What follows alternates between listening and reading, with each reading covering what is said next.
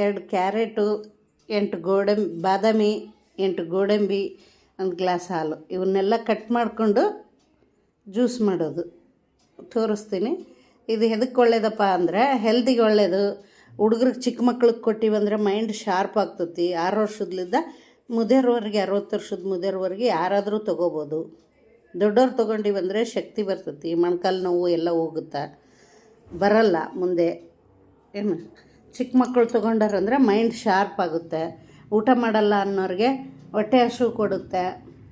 ಊಟ ಮಾಡಲಿಲ್ಲದ್ರೂ ಹೊಟ್ಟೆ ತುಂಬಿರುತ್ತೆ. ಇದು ಜ್ಯೂಸ್ ಮಾಡ್ಕೊಂಬರೋಣ.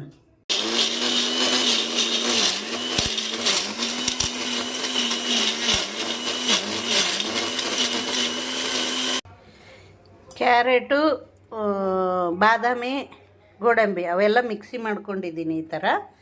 ಆಮೇಲೆ ಹಾಲು ಮಿಕ್ಸೆಡ್ ಮಾಡಿ ಎಷ್ಟು ಬೇಕಾದರೆ ಅಷ್ಟು ಹಾಲು ಹಾಕ್ಕೋಬೋದು. 1 ಗ್ಲಾಸ್ ಹಾಕ್ಕೋಬೋದು, 2 ಗ್ಲಾಸ್ ಹಾಕ್ಕೋಬೋದು, ಹಾಕ್ಕೋಬೇಕು. ಹಾಕ್ಕೊಂಡ್ಮೇಲೆ 1 ಸ್ಪೂನು, ಎಷ್ಟು ಸ್ಪೂನ್ ಕೊಡ್ಬಾರೆ, 1 ಸ್ಪೂನು ಹನಿ, ಸ್ವೀಟ್ಗೆ ಎಷ್ಟು ಬೇಕೋ ಅಷ್ಟು ಹನಿ ಹಾಕ್ಕೋಬೋದು. ಇಲ್ಲ ಅಂದರೆ ಹಾಗೆ ಸೇವಿಸ್ಬೋದು. ಇದು ಚಿಕ್ಕ ಮಕ್ಕಳಿಗೆ ಕೊಟ್ಟಿರೋಂದರೆ ಬೆಳಗ್ಗೆ ಟೈಮು ಖಾಲಿ ಹಾಲು ಕೊಡೋ ಬದಲು, ಏನು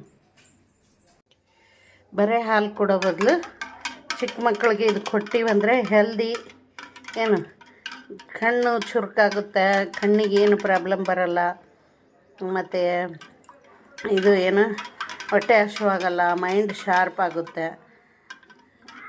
ಇದು ಎಲ್ಲರೂ ಸೇವಿಸ್ಬೋದು. ದಿನ 1/4 kg ಕ್ಯಾರೆಟ್ ಹಾಕ್ಕೊಂಡು 1/4 ಲೀಟ್ರ್ ಹಾಲು ಹಾಕ್ಕೊಂಡು, ಏನಿಲ್ಲಲ್ಲ ಐಟಮ್ಸು ಜಾಸ್ತಿ ಏನಿಲ್ಲ, ಹಿಂಗೆ ಹಾಕ್ಕೊಂಡು ಇದನ್ನು ಸೇವಿಸ್ಬೇಕು.